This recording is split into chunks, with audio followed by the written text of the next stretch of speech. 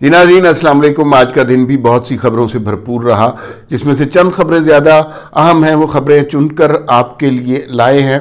बारी बारी उन खबरों पर तबसरा करते रहेंगे और उसमें जो चीदा नकात हैं वो आपकी खिदमत में पेश करते रहेंगे। सबसे पहले जो खबर इम्पॉर्टेंट है और उसकी तौजीह, उसकी वजह, सच्ची बात है मुझे नहीं मालूम, किसी को नहीं मालूम क्यों हो रहा है ये सब कुछ, पता नहीं। लेकिन खबर यह है कि सेनेट में एक और करारदाद जमा करा दी गई है। ये कोई फाटा से आज़ाद रुकन है बिलालुर रहमान, और इन्होंने करारदाद जमा करा दी कि इलेक्शन डिले होने चाहिए। इससे पहले दो करारदादें पहले जमा हो चुकी हुई हैं, जिसमें एक के जवाब में मुश्ताक सेंटर मुश्ताक जमात इस्लामी के, उन्होंने बड़ी सख्ती से कहा कि ये क्या हो रहा है, मतलब अनाउंस हो चुका हुआ है, आप इस तरह की हरकतें ना करें। लेकिन एक और करारदाद आ गई और वो भी एक फाटा के रुकन ने जमा कराई, और अब एक और करारदाद आ गई। ये बिलालुर रहमान साहब है, इनका ताल्लुक फाटा से है, आज़ाद रुकन है। इन्होंने भी कहा कि मौसम की सख्तियां बहुत सख्त हैं और हालात बहुत ख़राब हैं, मौसम की वजह से लिहाजा इलेक्शन नहीं हो सकते। अगर हम मौसम को देखते रहे और तो फिर तो पूरे पाकिस्तान में किसी न किसी एरिए में हालात शदीद ही रहेंगे, गर्मियाँ या सर्दियाँ, कभी भी इलेक्शन नहीं हो सकते। सवाल ये पैदा होता है जब इतनी क्लियर सूरत हाल मौजूद है कि इलेक्शन हो रहे हैं, काजी साहब कह चुके हैं, इलेक्शन होने से क्या हो जाएगा, कौन से लोग हैं वो जिन्हें ये सारा खतरा है, और ये सेनेट में बार बार इस तरह का वाकया क्यों हो रहा है, बिल्कुल समझ नहीं आ रही। इसकी तौजीह क्या है, इसके पीछे कौन से अनासिर हैं, ऑनेस्टली आई एम क्लूलेस। दूसरी खबर जो है वो ये है कि इंतखाबी निशानात इलेक्शन कमीशन की तरफ से दिए जाना शुरू हो गए हैं। अब वो इंतखाबी निशानात जो हैं, अब या तो इलेक्शन कमीशन चीज़ें ले रहा है, या फिर इलेक्शन वो बड़े ही अजीब से इंतखाबी निशानात आ रहे हैं और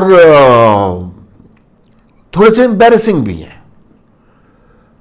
और हो सकता है ये अनइंटेंशनल भी हो, जानबूझ के ना किए गए हो, लेकिन वो लग ऐसा रहा है। एक तो पहले इंतखाबी निशान बल्ला नहीं मिला, कल रात 12 बजे तक वेट करते रहे और बल्ला नहीं मिला। उसके बाद एक मिनट में जरा सही कर लूं, अच्छा बल्ला नहीं मिला, उसके बाद फिर जो है वो सारा सिलसिला आपने देख लिया। अब आज़ाद हो गए हैं, लेकिन आज़ाद उम्मीदवारों को जो इंतखाबी निशान मिल रहे हैं वो बड़े अजीब अजीब से मिल रहे हैं। मतलब गौहर खान को निशान मिला चैनक, अच्छा चलो एक को हो गया। अली अमीन गंडापुर अल मशहूर, वो जो थे शहद वाले, उनको निशान मिला बोतल, और वो जो शहद की बोतल थी वो हम सारे जानते हैं वो शहद की बोतल नहीं थी।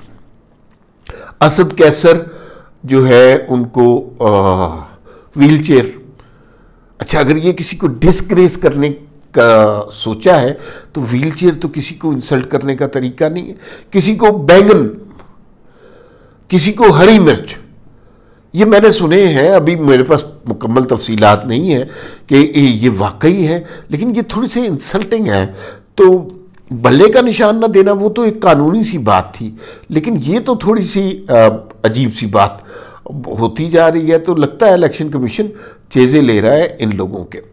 एक और खबर जो है वो एहसन इकबाल और दानियाल अजीज़ की लड़ाई, आपने देखा कि वो शुरू में लड़ाई हुई और मसला क्या था, मसला था एक सूबाई सीट का जो दानियाल अजीज़ के हलके के नीचे आती थी, और जाहिर है जो एमएनए की सीट होती है उसके नीचे जितने एमपीए होते हैं वो एमएनए की मर्जी से सिलेक्ट होते हैं।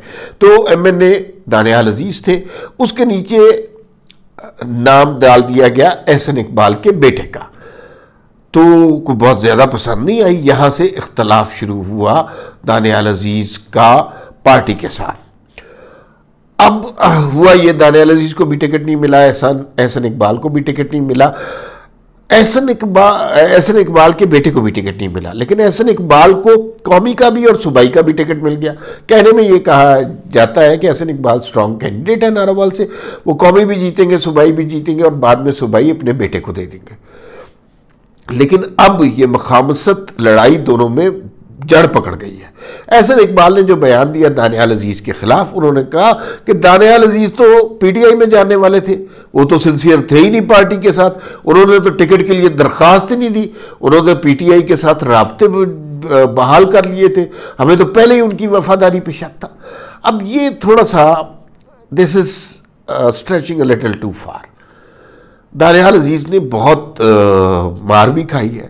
دانیال عزیز کسی زمانے مریم نواز کی اے ٹیم میں ہوتے تھے۔ ویسے مریم نواز کی اے ٹیم نے، چاہے وہ طلال چودھری ہوں چاہے دانیال عزیز ہوں، مار ہی کھائی ہے ہمیشہ، کوئی ان کے ساتھ اچھا سلوک نہیں ہوا۔ تو دانیال عزیز کے اوپر یہ الزام لگانا کہ وہ پارٹی کے ساتھ وفادار نہیں تھے، it is not very fair with ہم۔ اور لیکن یہ اس سے ان دو لوگوں کے، طاقتور لوگوں کے آپس کے اختلافات کھل کر سامنے آ گئے۔ ایک خوشخبری جو ہے وہ سامنے آ رہی ہے، اور وہ خوشخبری یہ ہے کہ بالآخر پیٹرولیم کی مصنوعات میں کمی کا کچھ اعلان ہم سن رہے ہیں، اعلان ہوگا۔ اچھا یہ دیکھیں کہ جب سے یہ نگران حکومت آئی ہے تو پیٹرولیم کی مصنوعات میں 70 سے 80 روپے کم ہو چکے ہیں۔